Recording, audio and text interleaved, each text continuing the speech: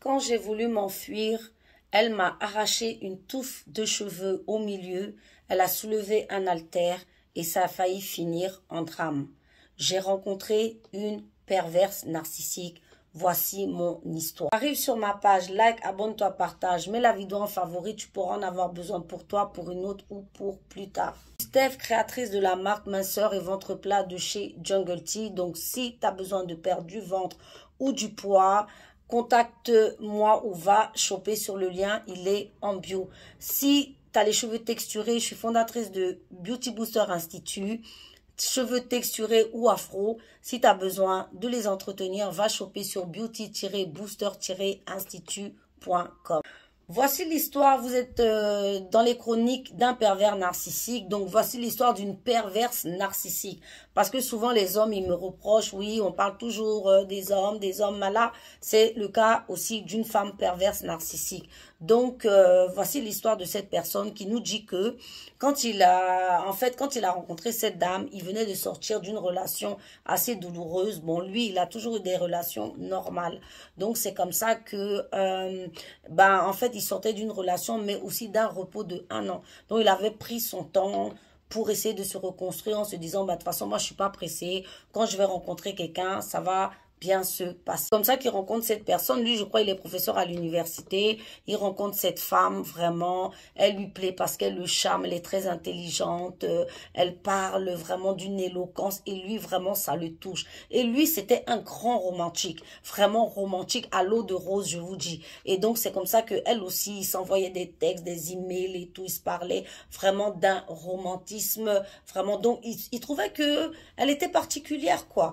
Donc, c'est comme ça que voilà, et en fait, un jour, elle lui a raconté une histoire tellement touchante sur son passé, tout de suite, ça l'a pris. Je vous ai dit que les pervers narcissiques, ils vous cernent, et souvent, ils vous racontent des histoires à dormir debout.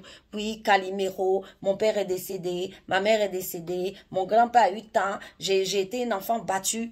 C'est faux, c'est simplement pour créer en vous vraiment le désir de les aider, de les protéger, et bim, c'est ce qui s'est passé. Je vous explique que plus tard, il se rendra compte qu'en fait, déjà, il parlait avec pas mal d'hommes et que il n'a jamais vu ce discours que elle lui tenait. Le discours de la Calimero, là, non. Hein. Mais quand c'était des hommes, peut-être des hommes un peu plus sensuels, là, elle sortait le discours du sexe. Quand c'était des hommes, vous voyez, à chaque relation qu'elle avait, elle sortait des discours, en fait, pour cerner la personne. Donc là, en fait, on se rend compte que le pervers narcissique, ce sont des êtres très intelligents. C'est-à-dire quand vous savez que c'est un pervers narcissique, fuyez.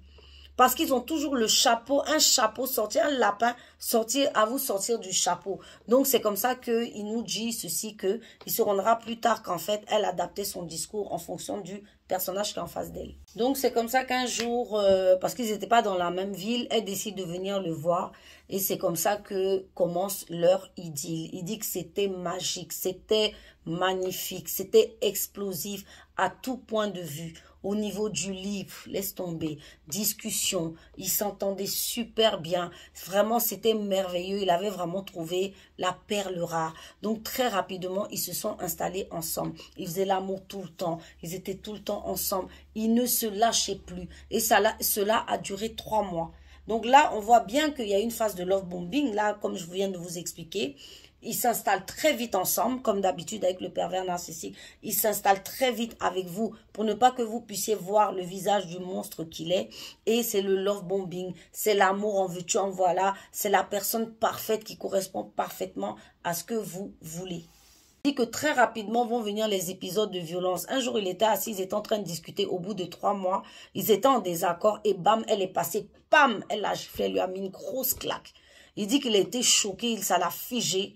Il est resté figé, comme c'est un enfant battu. C'est pour ça aussi que la perversion narcissique vient traiter vos failles. Souvent, il faut le comprendre. Quand vous tombez sur des pervers narcissiques, vous avez la douleur, vous avez mal, mais sachez que c'est parce qu'il y a un problème à régler en vous-même. C'est pour ça que l'univers vous envoie ces personnes. En tout cas, moi, c'est mon point de vue. Donc, c'est quelqu'un qui avait subi les violences, qui n'a jamais pu parler. Et là encore, on vient de le gifler. Donc, de là, il a dit, il est resté figé, il s'est levé et il s'est barré. De là, il a commencé à écrire des lettres d'amour, des lettres de pardonne-moi, chérie. Tu sais que je t'aime. Mon amour, tu sais que c'est toi. Je sais pas ce qui m'a pris. Moi, j'ai pas l'habitude de faire ça. Je suis une femme gentille, regarde, voilà. Donc, il a décidé de retourner avec elle. Il dit que pendant 6 mois, il n'y avait plus de violence. Mais il y a eu quelques épisodes d'humiliation. Il dit comme ça que, en fait, lui, il est quelqu'un qui cuisine super bien. Tout le monde, ses amis, vraiment. Et je vous dis que le monsieur, quand il expliquait l'histoire, c'est triste parce que tellement gentil, tellement empathique. Même en expliquant l'histoire, il trouve que c'est lui-même qui a exagéré. Je ne sais pas, vous avez vu des gens comme ça.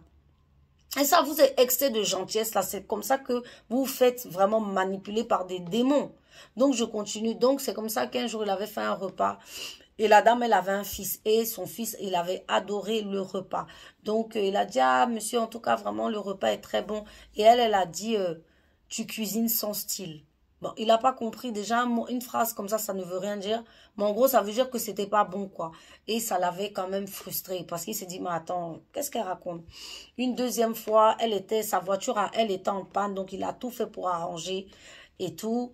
Et il y avait le voisin qui avait la même voiture. Donc, il lui manquait une pièce. Il allait voir le voisin pour dire au voisin, ah, est-ce que tu n'as pas une pièce dans le voisin? Effectivement, donc les deux ont commencé à tout faire pour que la voiture fonctionne.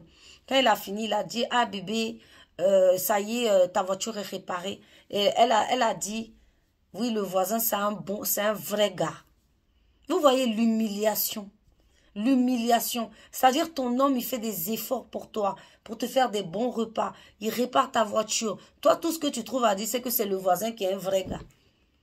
Et ton mari, là, c'est pas un vrai gars. Donc voilà, c'est ça, les phases d'humiliation et de dénigrement avaient déjà commencé comme ça.